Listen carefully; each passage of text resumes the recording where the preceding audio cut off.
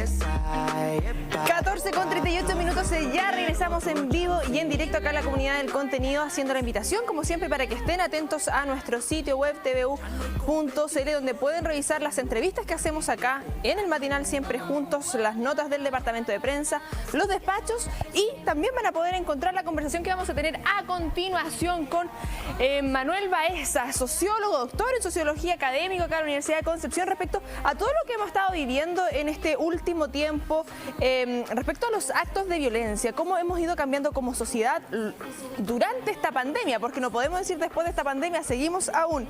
¿Cómo está, profesor? Gracias por acompañarnos. No, nos está escuchando ahí, parece. Vamos a mejorar la conexión junto a Manuel Baeza Rodríguez, sociólogo, como señalamos ahí de acá de la Universidad de Concepción. Ahora sí que sí me escucha, profe, ¿cómo está? Ahora sí escucho. Muy bien, ustedes también espero. Sí, escuchamos perfectamente. Yo señalaba lo que hemos estado viviendo durante esta pandemia. No me atrevo a señalar aún después de esta pandemia, porque seguimos en esta crisis sanitaria, pero estos actos de violencia que hemos estado viendo a través de los mismos medios de comunicación, en establecimientos educacionales y en general en la sociedad actual. Lo que está pasando en esa materia es bastante preocupante. Lo hemos abordado de otras aristas también respecto a la salud mental, pero queremos analizarlo también desde la sociología. Lo que vivimos actualmente con niveles extremos, me atrevo a decir, ahí usted me corregirá, con armas, porque muchas veces hablamos de violencia verbal, pero ya estamos llegando al punto de la violencia física y con elementos, armas de fuego y otro tipo de elementos.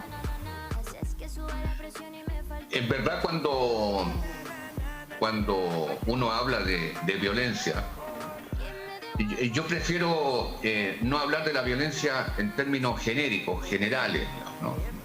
Prefiero establecer algo así como niveles de análisis que son distintos y que plantean el tema de la violencia finalmente en sus distintas expresiones. Yo creo, en primer lugar, una afirmación sociológica fuerte, ¿eh? Todas las sociedades, todas, sin excepción, establecen sus propios límites de convivencia. Establecen algo así como fronteras. Claro. Fronteras que tienen que ver con moral, que tienen que ver con normas, que tienen que ver con escalas valóricas, lo que ustedes quieran. Pero esas formas de convivencia establecen límites, fronteras. El primer rasgo a nivel societal es que esas fronteras que la sociedad chilena había establecido durante las últimas décadas, por decirlo de alguna forma, bueno, se han opacado, han retrocedido. Hay incluso una suerte de desconocimiento de dónde están los límites de la acción individual y colectiva. Ese es el primer elemento a considerar. Yeah. La segunda tiene que ver con las relaciones sociales en sí. En las relaciones sociales en sí, y por efecto de pandemia en especial, nosotros encontramos que se ha producido una especie de confinamiento, una especie de repliegue, en donde la violencia se ha, por así decir, naturalizado. Se naturaliza vía redes sociales, sí. Se naturaliza vía medios de comunicación y de alguna manera los jóvenes, y ese es el tercer nivel, tiene que ver con esta suerte de, yo diría, desocialización. La pérdida de la socialización primaria en particular, que hace que, teniendo una violencia pasada a nivel de lenguaje, que sustituye el lenguaje oral, porque es más directo, por un montón de razones de intolerancia, etcétera, lo ha naturalizado y se cree, cuando no hay límites tampoco, que ese es una suerte de lenguaje apropiado. Yo diría que ahí hay tres elementos a los cuales habría que agregar de manera muy fuerte, y eso le dedico un capítulo especial al cuento de la violencia, es el factor delincuencial.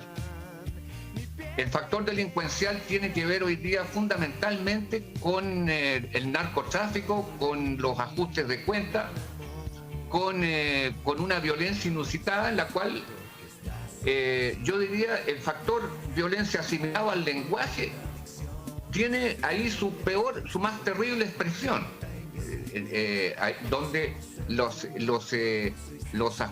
ajustes de cuenta, sí, los enredos entre bandas rivales se dirimen mediante un mensaje directo: la supresión del adversario, la supresión de aquel que invade un territorio indebidamente, la supresión de aquel que de alguna manera tiene una deuda pendiente, etcétera, etcétera. Sí, y a plena, disculpe, y por ejemplo podemos ver actos este fin de semana, nomás acá en el centro de Concepción, 2 actos violentos, uno a plena luz del día, balacera, y sí, y podemos hacer esa distinción precisamente respecto a lo que ocurre con la delincuencia, acá mismo en el campus, lo hemos visto durante la tarde, ahora que oscurece más temprano, lo que pasó en medio de la crisis sanitaria, ha sido bien complejo respecto a lo de la delincuencia en sí, pero la otra arista, y que mientras veíamos este tema con el equipo de producción, pensaba, la sociedad ha ido cambiando, porque por ejemplo uno habla con gente un poco mayor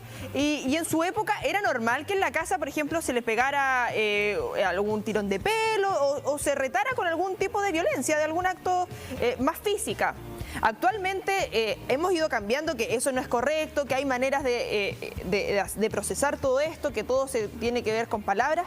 Cuando vamos naturalizando y retrocediendo en cierto sentido en lo que hemos ido avanzando como sociedad, de que veíamos, lo vemos como un acto evidentemente no positivo, que se actúe con violencia, lo que pasaba anteriormente en las salas de clases también, profesores. Yo he escuchado tanta historia que les tiraban hasta la regla, la goma, los alumnos, el puntero, claro, pegándole en las manos, etcétera, que ahora es impensado, pero cuando vamos naturalizando la violencia entre nuestros pares, los mismos compañeros, los mismos niños, niñas, adolescentes, y donde empiezan a ingresar también los padres apoderados con los profesores, que lo hemos visto no solamente aquí a nivel regional, sino eso lo estamos viendo a nivel nacional. En el caso de preadolescentes y adolescentes en los colegios y liceos, en donde hemos visto manifestaciones de violencia no antes conocidas, por lo menos a ese nivel. Acá no estamos hablando simplemente de bullying, ¿no? No estamos hablando simplemente de gestos inamistosos con compañeros. Aquí estamos hablando de violencia, a veces con arma blanca o incluso involucrando a apoderados, involucrando a profesores, profesoras. Bueno, ahí hay un elemento que a mí me parece fundamental. Cuando usted ha visto retroceder los límites de tolerancia de la sociedad, cuando la sociedad no deja de saber exactamente cuál es la frontera, cuál es el acto a no realizar, porque atenta contra la comunidad o contra la sociedad misma, en ese caso hay un grupo grande de conceptos que se debilitan. Uno de esos conceptos es el de autoridad. La autoridad se la confunde con autoritarismo, no es lo mismo. La autoridad, toda sociedad requiere reconocer legítimamente a personajes, a personas, a entidades que representan, por así decir, lo que es la encarnación de quien obtiene la obediencia necesaria para que la sociedad funcione. Eso es Max Weber que lo dice, ¿no? en los años 10 del siglo pasado, no soy yo que lo digo. La sociedad, para que funcione, tiene que conocer límites de obediencia. Esos límites de obediencia, por supuesto, son límites de obediencia en sociedades democráticas como esta. Son legítimas porque democráticamente se las ha legitimado. Nosotros esperamos tener una constitución del Estado en términos en términos democráticos, en términos de valoración social de lo que contiene. Se dirá sí o se dirá no, eso es un tema de los electores. Lo sabremos en septiembre. Lo sabremos en septiembre. Pero una cosa es cierta, es que si usted suprime la idea de autoridad, si usted crea el mito del todo horizontal, yo creo que la verdad de las cosas es que la sociedad pierde el norte. Y desde ese punto de vista, yo creo que la figura del profesor, la figura incluso de las personas mayores, de alguna manera, del jefe, se desperfila, gana en opacidad y produce confusión. Si usted agrega a nivel de adolescente y preadolescente la idea de socialización por pares, es decir, por coetáneos, porque la experiencia del mundo de la vida, por decirlo de una manera fenomenológica, la experiencia del mundo de la vida, cuando usted la adquiere con personas de su misma edad, o sea, que están intentando aprender lo mismo que usted, en ese caso no hay guía, no hay lección, no hay enseñanza que provenga de ninguna parte, sino es el aprendizaje conjunto. Si a eso agrega usted el hecho de una violencia asimilada, naturalizada como lenguaje, estamos en el peor de los escenarios. Sí, es complejo lo que estamos viviendo actualmente como sociedad. Ahí abordamos respecto a lo que está pasando en establecimientos educacionales. Y quizás si nos volvemos un poquito más atrás, también lo que vivimos con el estallido social, ese descontento generalizado respecto al Estado, a las instituciones, lo vivido posterior al 19 de octubre, acá en Concepción, 18 de octubre a nivel nacional, donde estaba todo en una tensión constante, una rabia acumulada que estalló. Luego viene la pandemia, donde esto no se encontraba, no había una solución aún, y hay un confinamiento y donde también salen a relucir otras problemáticas, o se agudizan las problemáticas que ya venían mostrándose y expresando la comunidad en general, donde en estos 2 años de encierro, yo lo veo por lo menos así, donde estuvo esto como acumulado o en contención, y ahora se nos dice, volvamos a una normalidad que no es normal. Estamos en una situación aún en crisis sanitaria, donde vemos que... normalidad con mascarilla. Claro, y ahora sin mascarilla desde el próximo jueves.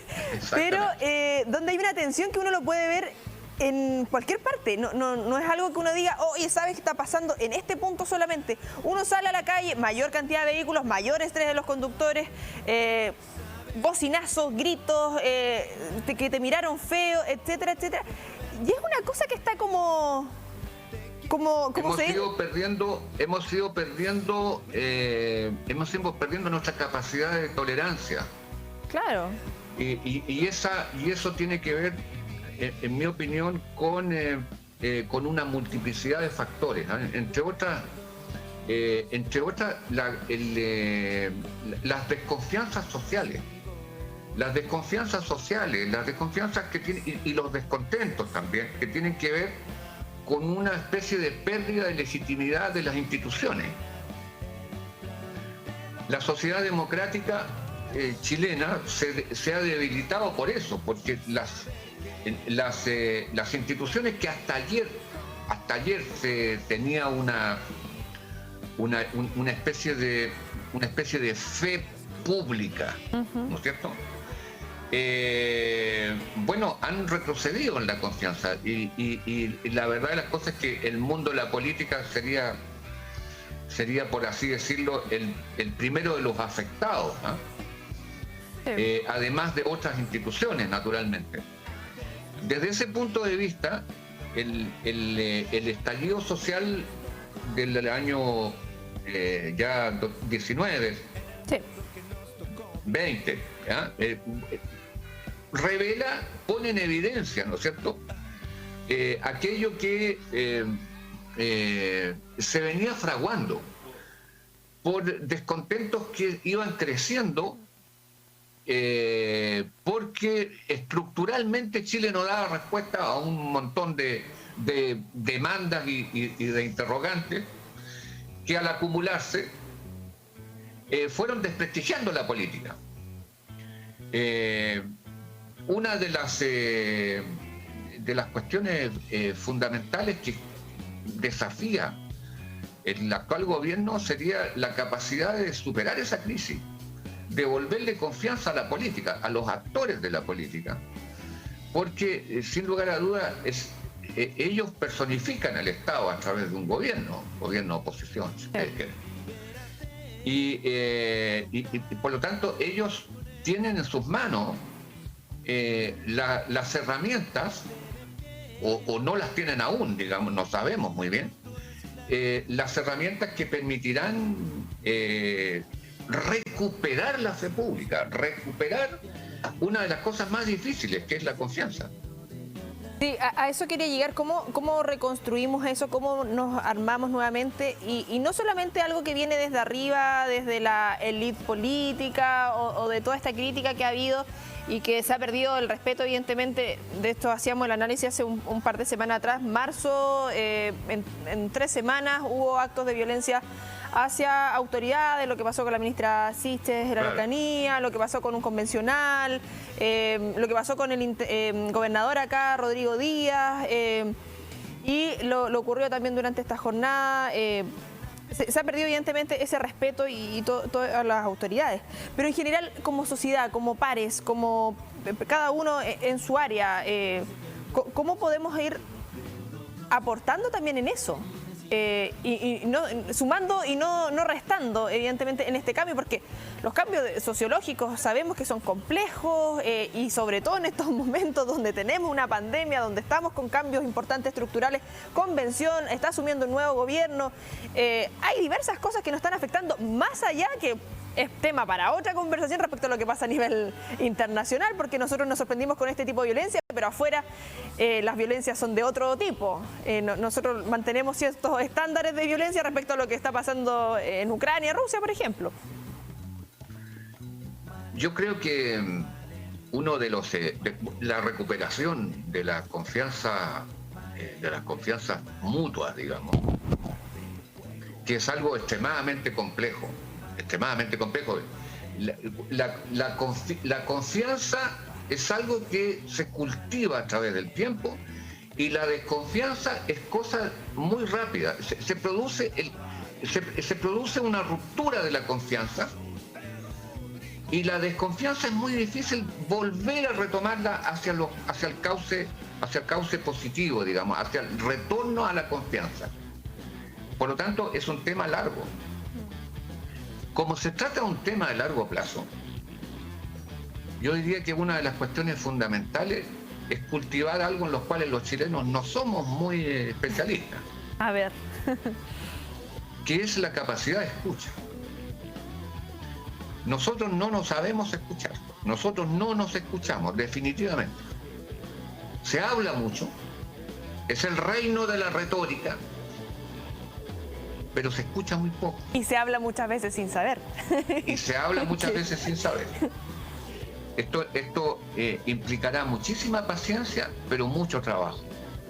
Tenemos que volver a dialogar, pero dialogar significa 2 actores que están al frente y que están dispuestos a ceder en algo en lo cual no estaba de acuerdo. Lo digo con un efecto de carambola sobre lo que significará el proyecto de nueva Constitución. Saber escuchar. Un gran filósofo del siglo XX, Emmanuel Levinas, cuando hablaba de la ética, hablaba de la relación con el otro. Aparece la figura del otro, ese otro tan diferente a mí, pero que para poder llevar a cabo un verdadero humanismo, decía él, tiene que ser considerado como la continuidad del yo. En la alteridad, esa que no nos gusta, esa que es totalmente distinta a nosotros, tiene que ser considerada al mismo nivel que si fuera yo, la continuidad del yo. A mí me parece una forma muy bella, muy bella de señalar esta capacidad que es más que tolerancia, es también aceptación del otro en su diferencia. Si esa aceptación no se da, es difícil recuperar confianza. Totalmente, mantener el respeto evidentemente en las relaciones y que bastante complejo ha sido en estos momentos. Para ir finalizando, no quiero dejar pasar respecto a lo que hemos vivido también en medio del encierro y lo que nos ha llevado a la virtualidad. O sea, gracias a la virtualidad estamos teniendo esta conversación con usted, profe. Y muchas veces hablamos de lo virtual, ¿es real o no es real? Muchos se escudan en esta virtualidad para agresiones. Sabemos que se extiende también nuestra cotidianidad a las plataformas digitales y cómo eso también va afectando o nos va tergiversando en cierta medida nuestro entorno. Uno se mete a Twitter y como que ingresar a Twitter es para desahogarse o para salir más tenso. Una o dos. La gente detrás de la pantalla se esconden y hay mucha agresividad y claro, uno puede tener o no tener razón en ciertos puntos y quién es uno para juzgar. Pero lo que pasa en este tipo de plataformas y cómo nos escudamos también en ese sentido y cómo lo llevamos esto virtual a nuestra cotidianidad, a lo real. Yo soy contrario a condenar la innovación tecnológica porque a mi modo de ver la innovación tecnológica es neutra, es lo que es. La informática es la informática, es la cibernética en general es... El tema no está en el medium, el tema está en el uso que se da.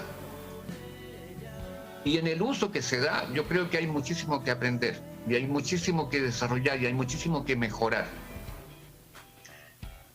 Es evidente que las redes sociales cubren mucho de anonimato. Es evidente que las redes sociales, tal cual están, cubren mucha irresponsabilidad. Y cubren irresponsabilidad porque finalmente nadie se hace cargo. Sí. Usted es muy fácil que transforme una red social en una suerte de letrina, donde se puede escribir y se puede decir lo que quiera, sin filtro. Una sociedad en general no puede funcionar sin filtro. Por razones de protección a alguien. Ese alguien puede ser un niño, puede ser una mujer, puede ser un discapacitado, puede ser un adulto mayor, puede ser un inmigrante, puede ser alguien vulnerable, ¿no es cierto? Y la ausencia, ¿no es cierto?, de freno ético, moral, por decirlo de alguna manera pomposa, en el uso indiscriminado, ¿no es cierto?, de estas nuevas tecnologías, obviamente que pareciera no contribuir. Sí. Quiero ser positivo, ¿eh? A fin de al cabo, PBU está cumpliendo 25 años, les estoy deseando también un feliz cumpleaños de paso. Por tanto, voy a terminar con una afirmación positiva. Para ver el vaso medio lleno. El vaso medio lleno, exactamente. Yo prefiero pensar de que hay mucho todavía por recorrer en materia de redes sociales y en materia de nuevas tecnologías, como para pensar que también pueden contribuir a una sociedad mejor. No es el caso aún, quizá. Es lo que esperamos. Manuel Baeza, un gustazo que nos haya acompañado acá en la Comunidad del Contenido. Estamos en contacto prontamente, hay harta temática que ir abordando, así que ahí los vamos a estar molestando. Muy bien, muy bien. Muchísimas gracias. Que esté súper. Ahí está el académico acá de la Universidad de Concepción, sociólogo, respecto a todo lo que está ocurriendo, pongo de pie, con actos de violencia y todo lo que está pasando a través de las plataformas digitales y en general, cómo sociedad hemos ido avanzando o retrocediendo. Bueno, ahí está el análisis, en tvu.cl va a quedar alojada esta entrevista. 15:03 minutitos, nos vamos a una pausa comercial. Recuerden que los estamos acompañando hasta las 16 horas en vivo y en directo. Ya volvemos.